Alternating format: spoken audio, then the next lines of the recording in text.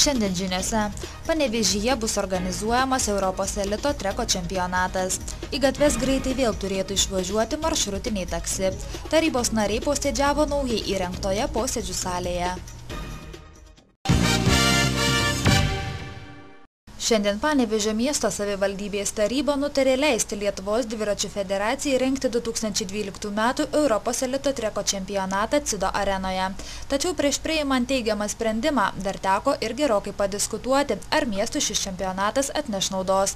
Be reikalingų tarybos narių diskusijų klausęsis Panevėžio kūno kultūros ir sporto centro direktorius teigė, kad kiti pasaulio miestai varžosi tarpusavėje dėl tokios galimybės surengti čempionatą, o mūsų politikams svarbiausia ne miesto gerovė, o pirmiausia išsakyti savo nuomonę. Karštų diskusijų tikrai buvo, gerą pusvalandį dirbam, bet be abejo rezultatas yra teigiamas, tai man džiugu.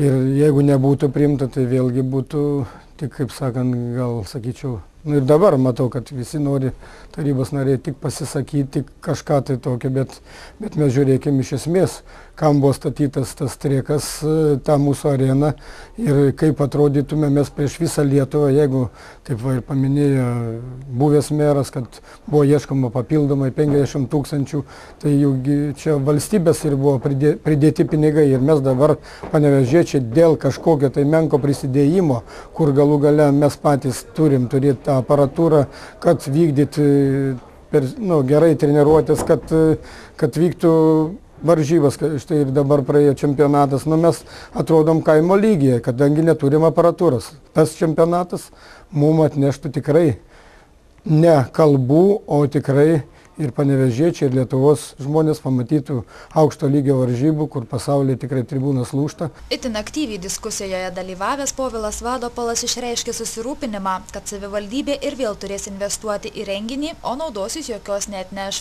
Pirminiais duomenimis Europos elito treko čempionatas Lietuvai kainuotų 1 300 000 litų, o dalį šios sumos turės padengti Panevėžio miestas. Aš išsakiau nuomonę, kad statant sporto areną buvo daug kas slepiama nuo tarybos narių ir ta sporto arena pastatyta taip, kad su kiekvienu čempionatu miesto tarybai reikia skirti labai daug lėšų, kad tas čempionatas įvyktų. Ir dabar išim su šituo dviračių čempionatu Europos reikės savivaldybei 500 000 skirti. Bus krepšinio vyrų Europos čempionatas, 2,5 milijono jau skyrė.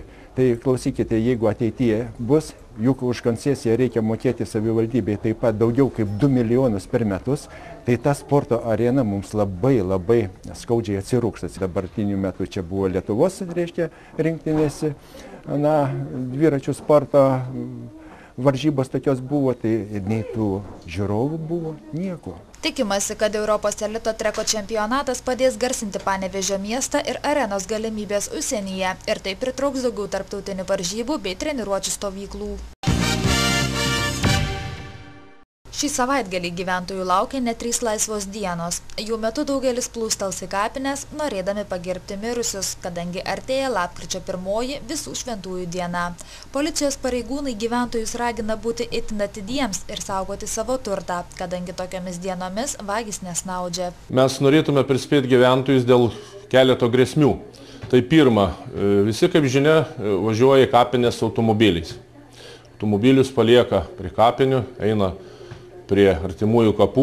Tuo momentu vagys sukinėjasi aplink mašinas ir dėja turim atvejų, ir pernai turėjom, kada pastatytos mašinos netgi neužrakinamas. Todėl labai prašytume pastačius mašiną užrakinti, kas turi signalizaciją, jungti signalizaciją. O svarbiausia, tai kas masina vagis, tai paliekami daiktai automobiliuose. Antra, ką pastebim, tai yra iš gyvenimiškos statistikos, ar vadinkim iš gyvenimo patirties, tai prie kapų, ypač moteris palieka rankinukus, eina truputį papuošti kapus, žvakeles uždegti, o vagys praeidami pro šalį šios rankinukus sėkmingai nusineša. 3 laisvos dienos daugelį paskatins išvykti iš namų ir ilgesniam laikui, taigi pareigūnai ragina pasirūpinti savo turto saugumu, uždaryti langus, balkonų duris, įjungti apsaugos signalizaciją. Norėčiau priminti mūsų vykdomą akciją Saugi kaiminystė.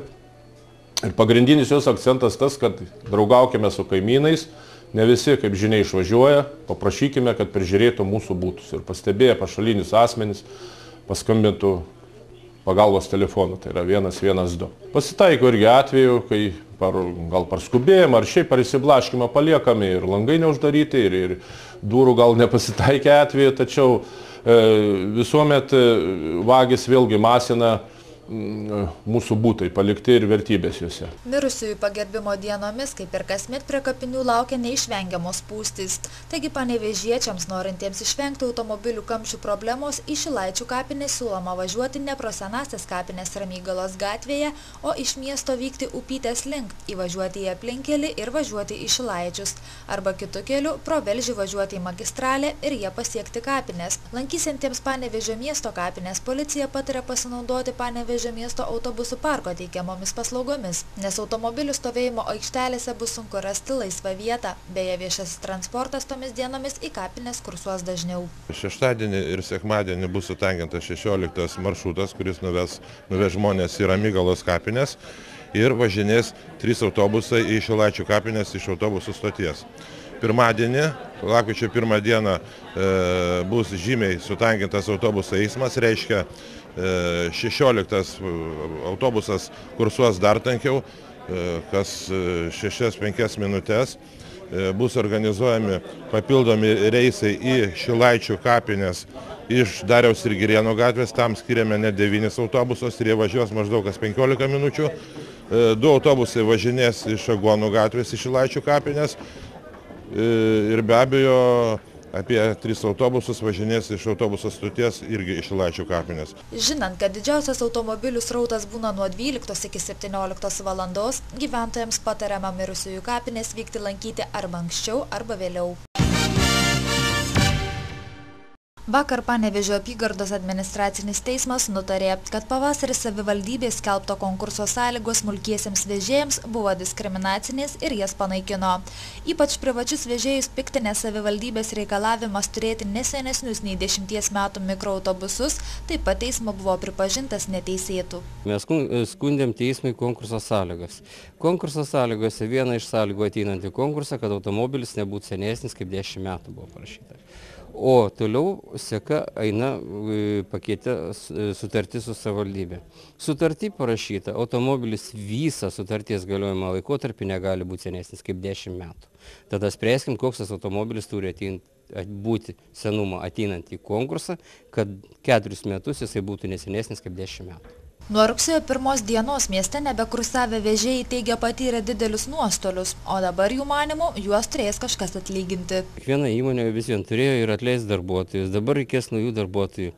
Vėlgi prarasti keleiviai miesto gyventojai, kurie naudojasi mūsų paslaugą. Jie perėjo naudotis su autobusų parku, juos reikia kažkaip susigrąžinti.